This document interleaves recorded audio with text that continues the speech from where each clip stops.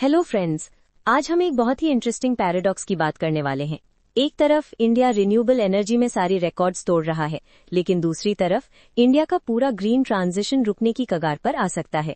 ये कहानी है इंडिया के उस बड़े सपने की जिसमें वो एक क्लीन एनर्जी सुपर पावर बनना चाहता है, और उन बड़ी रुकावटों की जो उसके रास्ते में खड़ी है। तो चलिए एक बहुत बड़े नंबर से शुरू करते हैं। 24 मिलियन टन्स। ये क्या है? ये इंडिया के पावर सेक्टर से कार्बन डाइऑक्साइड एमिशंस में आने वाली अनुमानित यानी प्रोजेक्टेड कमी है, सिर्फ 2025 के पहले 6 महीनों में। अगर आसान भाषा में समझें तो ये लगभग 50 लाख यानी 5 मिलियन कार्स को पूरे एक साल के लिए सड़क से हटा देने के बराबर है। ये एक बहुत बड़ा आंकड़ा है और एक बहुत बड़े बदलाव का संकेत देता है।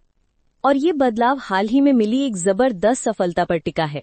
2025 का पहला हाफ यानी H1 इंडिया के ग्रीन एनर्जी सेक्टर के लिए सिर्फ अच्छा नहीं था, ये रिकॉर्ड ब्रेकिंग था।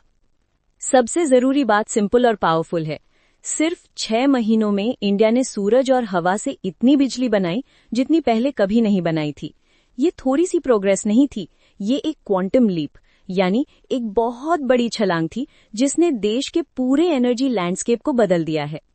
ओके, चलिए इस छलांग पर कुछ नंबर्स डालते हैं।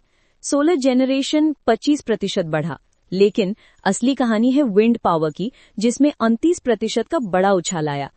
अब ये कितना सिग्निफिकेंट है, ये समझने के लिए आपको ये जानना होगा कि पिछले साल विंड पावर की ग्रोथ आमतौर पर फ्लैट थी। तो ये सिर्फ ग्रोथ नहीं है, ये एक एक्सप्लोजन है। तो इस सब का बड़ी पिक्चर में क्या मतलब है? रिन्यूएबल्स अब इंडिया के टोटल एनर्जी पाई में एक बहुत बड़ा हिस्सा बना रहे हैं। अकेले सोलर पावर का हिस्सा सिर्फ एक साल में 7.4% से बढ़कर 9.2% हो गया। आप इसमें विंड को जोड़िए और अचानक ये क्लीन सोर्सेज अब कोई छोटे मोटे प्लेयर्स नहीं रहे, ये नेशनल ग्रिड का एक कोर पार्ट बन रहे हैं। लेकिन देखिए, ये सिर्फ चार्ट्स पर बने नंबर्स नहीं है। क्लीन एनर्जी में इस बढ़ोतरी का एक बहुत पावरफुल नॉक ऑन इफेक्ट है, और ये सीधे तौर पर इंडिया की पुराने और ज्यादा प्रदूषण करने वाले पावर सोर्सेज पर निर्भरता यानी रिलायंस को कम कर रहा है। यही वो जगह है जहां कहानी बहुत दिलचस्प हो जाती है। ये नई क्लीन एनर्जी सिर्फ ग्रिड में ऐड नहीं हुई, इसने एक्टिव तौर पर फॉसिल फ्यूल्स को बाहर ढकेल दिया। कोयले से बनने वाली बिजली का आउटपुट 3.1% यानी 22 टेरावाट आवर कम हो गया। इतनी बिजली से सालों तक लाखों घरों को पावर दी जा सकती है। गैस से बनने वाली बिजली 1/3 से ज्यादा कम हो गई। और सबसे बड़ी बात, नए रिन्यूएबल सोर्सेज ने देश की लगभग सारी नई इलेक्ट्रिसिटी की डिमांड को पूरा कर दिया। ये ट्रांजिशन बस हो नहीं रहा है, ये तेजी से एक्सेलरेट हो रहा है। तो ये एक जबरदस्त सक्सेस स्टोरी है, लेकिन अगर आप इन रिकॉर्ड ब्रेकिंग हेडलाइंस के आगे देखें तो आपको इस पूरे ग्रीन ट्रांजिशन की नींव में दरारें दिखने लगेंगी। और हाँ, हम यहाँ रास्ते की छोटी मोटी रुकावटों की बात नहीं कर रहे। इंटरनेशनल एनर्जी एजेंसी के अनुसार इंडिया की रिन्यूएबल एम्बिशंस कुछ बहुत महंगी और जटिल बाधाओं से टकरा रही हैं। आखिर में सब कुछ एक चीज पर आ जाता है, पैसा, और स्पेसिफिकली उस पैसे को उधार लेने की लागत।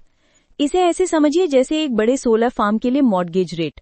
IEA ने पाया कि इंडिया में ये इंटरेस्ट रेट एडवांस्ड इकोनॉमीज की तुलना में 80% ज्यादा है। ये हर प्रोजेक्ट को बहुत ज्यादा महंगा और इन्वेस्टर्स के लिए एक बहुत रिस्क भरा सौदा बना देता है। और ये ऊंची लागत इन रिस्क्स के चेन रिएक्शन से जुड़ी है। पहला ये रिस्क है कि आपको आपके पैसे ही नहीं मिलेंगे। जो कंपनीज पावर डिस्ट्रीब्यूट करती हैं उन पर क्लीन एनर्जी जनरेटर्स का $9 बिलियन से ज्यादा का बकाया है। क्यों? क्योंकि इनमें से कई डिस्ट्रीब्यूटर्स खुद गहरे फाइनेंशियल संकट में हैं। उनका घाटा $75 बिलियन तक पहुंच गया है। और अगर आपको कोई खरीदार मिल भी जाए जो पे कर सकता है, तो शायद आप उस तक पावर पहुंचा ही ना पाएं। ग्रिड खुद एक बहुत बड़ी रुकावट यानी बॉटलनेक है। लगभग 60 गीगावाट के रिन्यूएबल प्रोजेक्ट्स सिर्फ इसलिए रुके हुए हैं क्योंकि उनकी बिजली को ले जाने के लिए पावर लाइंस ही नहीं है। तो घर में इतनी बड़ी चुनौतियों के साथ आप सोचेंगे कि इंडिया पूरी तरह से अपने घर को ठीक करने पर फोकस करेगा, है ना? लेकिन एक बहुत ही सरप्राइजिंग ट्विस्ट में देश एक और भी बड़े विजन का पीछा कर रहा है, अपने डोमेस्टिक इश्यूज से आगे बढ़कर क्लीन एनर्जी का एक ग्लोबल एक्सपोर्टर बनने का। इस बड़े विजन का नाम है one sun one world one grid, और इसका कॉन्सेप्ट बहुत सिंपल और रेवोल्यूशनरी दोनों है।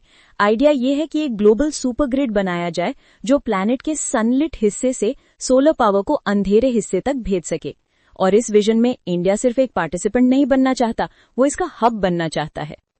और जानते हैं, ये सिर्फ कोई फ्यूचरिस्टिक सपना नहीं है। इस विजन को सच करने के लिए एक प्रोजेक्ट पर एडवांस स्टेज में बातचीत चल रही है। एक हाई वोल्टेज अंडरसी केबल जो इंडिया से सीधा सिंगापुर तक जाएगी। ये सिर्फ क्लीन पावर ही नहीं, बल्कि हाई स्पीड डेटा भी ले जाएगी, जिससे ये एक $multi-billion इंजीनियरिंग चैलेंज बन जाता है। और ये कोट इस एम्बिशन के असली स्केल को बिल्कुल सही तरह से बताता है।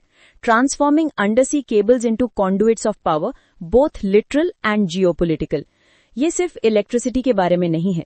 इन केबल्स को बिछाकर इंडिया इन्फ्लुएंस के नए चैनल्स बना रहा है, खुद को एशिया के स्ट्रेटेजिक फ्यूचर से सीधा जोड़ रहा है।